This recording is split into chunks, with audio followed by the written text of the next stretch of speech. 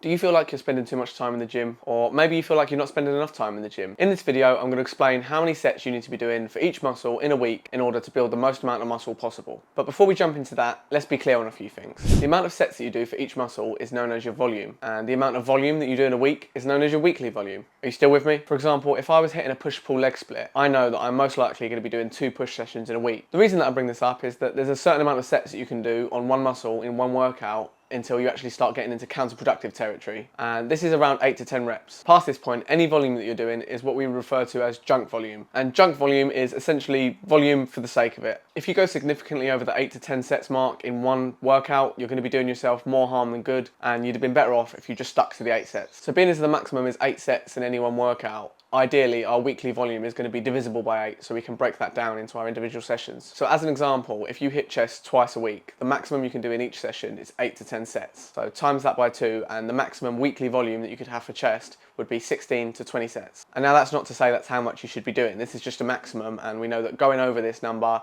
is probably not going to be beneficial. Now, as with most things fitness related, the amount of weekly volume that you're going to need to do for each body part is going to vary massively depending on a multitude of factors. So all I can give you is guidelines for you to go and experiment with, and you're going to have to course correct along the way and make adjustments, according to your own personal circumstances. Now, with all that in mind, let's first discuss the weekly volume for a beginner. For any newcomer to the gym, the expectation is often that you have to spend multiple hours each day in the gym in order to sculpt your dream body, and if you don't spend multiple hours, then you're not going to make any progress and you're not going hard enough. The reality is that beginners actually are at an advantage compared to more advanced lifters because they get to experience something that we call newbie gains. In the first couple of weeks, months, and maybe even years of going to the gym, your body is going to be hyper responsive to any kind of stimulus that you put on it. And what this really means is that you're going to make lots of progress in terms of building muscle, probably a faster rate of progress than you're ever going to make in your whole time in the gym. Now, what this means in practice is that if you've got one guy that's been going to the gym for 5 years and one guy that's been going for a week, the guy that's just started is going to make more progress in terms of muscle mass, in terms of strength, in terms of everything, because his body is fresh. He's not had any kind of stimulus yet, and the body is going to be able to put on more muscle and more strength. So with this in mind, beginners to the gym don't need to do an insane amount of volume because they can get good results with quite a low amount of volume compared to more experienced lifters. And the guideline that you'll see most people recommend for a beginner is 10 sets per body part per week. Now, if you want to go a little bit over this guideline, then you can, of course, but generally, because you're going to be benefiting so much from the newbie gains, 10 sets is definitely going to be more than enough, and you're going to see good growth all over your body. So at this beginning stage, your main focus is to just learn about going to the gym, learn how to do the right form, and learn how your body responds to different movements. So there's no kind of benefit to targeting chest more than you do legs at the beginning because you don't know how your body's going to respond and you don't know what you're going to need to work on relatively. So the best idea is to just apply a blanket 10 sets to every body part and get that experience and see how your body reacts so that you can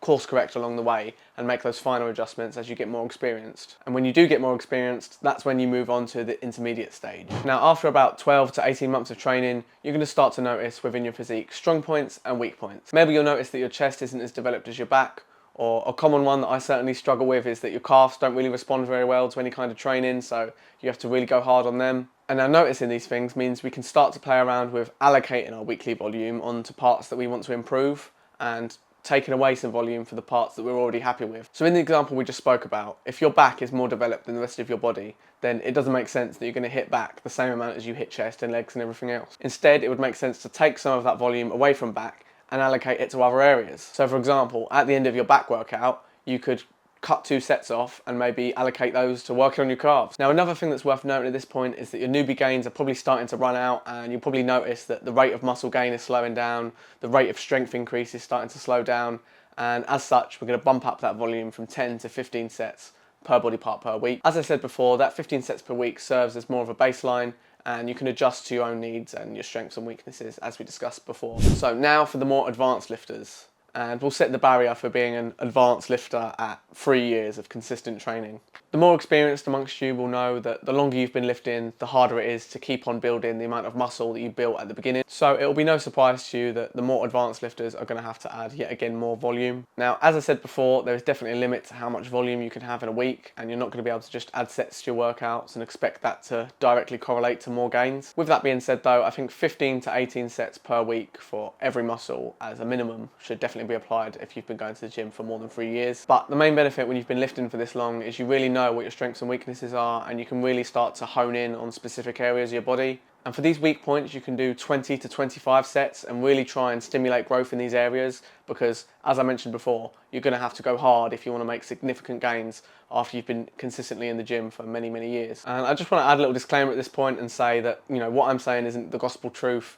And as you know, there are many roads to Rome. Dorian Yates famously only does one working set on each workout and then moves on. He thinks if you really go to failure, you don't need to do any more. And then you've got people like Jay Cutler that do quite a lot of volume, probably 20 to 25 sets for every muscle. And, both of these guys, it clearly works for them. There's clearly multiple ways you can get to the same end goal. But for the large majority of the population, I think the advice that I've said in this video holds true. If you're feeling like you can't recover properly and you're too tired, you're probably doing too much volume. Whereas if you don't feel stimulated enough, maybe if your muscles aren't getting very sore, that might be a sign that you're not going hard enough, you're not doing enough volume. Hopefully those guidelines were useful for you, no matter where you were on your fitness journey, and it gives you something to take away and apply to your own training, and like I've said a million times in this video, course correct along the way. If you want to learn more about training splits, then click here. And otherwise, that's it from me. Peace.